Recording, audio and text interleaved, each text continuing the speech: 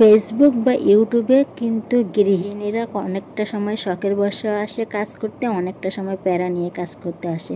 তো সকাল সকাল ছেলের গাড়িটা নষ্ট হয়ে যাবে, বাপ্পিটা কিন্তু ঠিক করার চেষ্টা করতেছিল, তো কোনো প্রকার হচ্ছিল না। বেশ কয়েকদিন আগেই কেনা, বেশি দিন কিন্তু গাড়িটা হয় না। দোকানদাররা ভুল ভাল বলে গাড়িটা গচ্চায় দিয়েছিল। ছেলের যেহেতু বাচ্চার পছন্দ হয়েছে, তাই আর কি করার, নিতে বাধ্য। হ্যালো এভরিওয়ান, আসসালামু আলাইকুম। চলে আসলাম নতুন একটা ভিডিও নিয়ে। আলহামদুলিল্লাহ আমি ভালো আছি, আপনারা কেমন আছেন অবশ্যই জানাতে ভুলবেন না। আমার চ্যানেলে আপনাদের সবাইকে স্বাগতম। যারা নতুন আছেন তারা অবশ্যই লাইক কমেন্ট শেয়ার করে সাথে থাকবেন। তো গাড়ির কাজ শেষ করে কিন্তু আমি এদিকে, যেহেতু রোজা রমজান মাস চলতেছে, তো আমরা রোজা থাকলে কি, বাচ্চারা তো রোজা থাকে না, তো ওদের কিন্তু খাওয়া দাওয়া 3 বেলা ব্যবস্থা রাখতেই হয়। তো টুকটাক কাজ কিন্তু থেকেই থাকে, তাই সকাল থেকে অতটা কাজ থাকে না। দুপুরের পরে থেকেই কিন্তু রান্না বান্নার ব্যবস্থাটা হয়ে যায়। তাই দুপুরে ওদের খাওয়াই দাওয়াই দিয়ে তারপর কোটা বাসা সব শেষ হয়ে গেলে কিন্তু আস্তে আস্তে রান্নার ধারে চলে আসি। তো আজকে এখানে নিয়েছিলাম চাপলা মাছ চচ্চড়ি। যেহেতু রোজা রমজান মাসে কিন্তু খুব একটা কেউ মাছ খেতে চায় না, মাছ কি ইফতারি করার পর কেউ ভাতই খেতে চায় না। আর তরকারি যেহেতু প্রতিদিন অনেকটা নষ্ট হয়ে যায়, যার কারণে কিন্তু খাওয়ার রুচি থাকে না রোজার পরে। তো এখানে কিন্তু অল্প পরিমাণে নিয়ে অল্প অল্প রান্না করে, যাতে এই রাত্রে 2 বেলা খেয়ে যাতে শেষ হয়ে যায়। তো এইখানে দেখেন আমি পুরো চাপলা মাছের মশলাটা দিয়ে আমি হাতে মাখিয়ে পুরোটা বসিয়ে দিব। যেহেতু অন্যদিন আলু দিয়ে চচ্চড়ি করে, আজকে যেহেতু আলু দিচ্ছি না, কারণ আলু দিলে তরকারিটা বেড়ে যাবে। তো একটু মশলা বেশি দিয়ে কিন্তু আমি এখানে চচ্চড়িটা বসাই দিচ্ছিলাম। বসাই দেওয়ার পরে কিন্তু আমি অন্য সাইডে কিন্তু মুরগি রান্না করে নিব। রোজার মাসে শুধু মাছ কেউ খেতে চায় না, একটু মুরগিটা হলে সবাই বাচ্চারাও খেয়ে নেয়। তো দেখেন প্রতিদিন রান্নার টাইমে কিন্তু আমাকে ওকে এইভাবে ম্যানেজ করতে হয়, পাশে রেখে কোনো দিন চিনি, কোনো দিন ট্যাং, এইগুলো দিয়ে ম্যানেজ করতে হয় ওকে।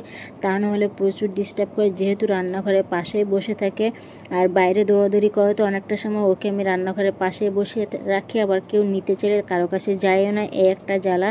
আর বাইরে থাকলে বাইরে থেকে গেটের বাইরে দৌড় দিয়ে দেয়, যার কারণে কী করবো, বাধ্য হয়ে অনেকটা সময় ওকে কাছে রেখে রান্না করি। তো দেখেন এখানে কিন্তু আমার এখানে মাছটা রান্না করা হয়ে গেছে পুরোপুরি সম্পূর্ণ। আমি কিন্তু অন্য সাইডে মাংস চড়াই দিব। তো শুরু থেকে যে বলছিলাম, আমরা যারা গৃহিণীরা অনলাইনে কাজ করতে এসে প্রথম প্রায় এখান থেকে 2-3 বছর যখন কাজ শুরু করছি, তখন কিন্তু শখের বশে কাজ করছিলাম। কিন্তু এখন যারা কাজ স্টার্টিং করতেছে, তারা কিন্তু সম্পূর্ণ শখের বশে আসতেছে না, সম্পূর্ণ ইনকামের আশায় আসতেছে। তাই কিন্তু অনেকে ধৈর্যহারাও হয়ে ফেসবুক প্ল্যাটফর্ম থেকে এবং ইউটিউব প্ল্যাটফর্ম থেকে চলে যাচ্ছে। যেমন আমি শুরু থেকে কিন্তু এই পেজটা আমার সম্পূর্ণ, এই চ্যানেলটা কিন্তু আমার শখের বশে, যেহেতু বাবুর একটা চ্যানেল খুলছি ওর নামে, আমি কিন্তু শখের বশে ওর ভিডিওগুলো শেয়ার করতাম। আমার ভালো লাগতো, ছোটো ছোটো খুনসুটিগুলো আমি কিন্তু ক্যামেরা বন্দি করে রাখতাম, এটা এক জায়গায় একটা সময় থাকবে। কিন্তু এই জিনিসটা কিন্তু আমি রেগুলার ছিলাম না। ইউটিউবে বলেন, ফেসবুকে বলেন, আমি কিন্তু কখনোই রেগুলার কাজ করিনি। কালকে একদিন ভিডিও ছেড়ে 3-4 দিন পরে একটা ভিডিও ছাড়ি, ভালো লাগলে যে এরকম ভিডিও, ও যেরকম ওর অ্যাটেনশনের উপর ডিপেন্ড করে। তো এই ভিডিওগুলো কিন্তু শেয়ার করতাম। কিন্তু এখন ফেসবুক ইউটিউব এমন একটা পর্যায়ে চলে গেছে, এটা ইউজ করতে করতে সবার মাথায় কিন্তু একটা ইনকামের চিন্তা এসে গেছে। তো গৃহিণীরা তাই চেষ্টা করে, সেই যখন আমি ভিডিওগুলো আপলোড করতেছি, তাহলে এটা কেন আমি ফেসবুক বা ইউটিউবের গাইডলাইন হিসেবে মেনে কাজ করলে আমি মনিটাইজেশনটা অন করতে পারি। যার কারণে কিন্তু এখন বেশিরভাগ যারা কাজ করতেছে, তারা কিন্তু ইনকামের আশায় কাজ করতেছে।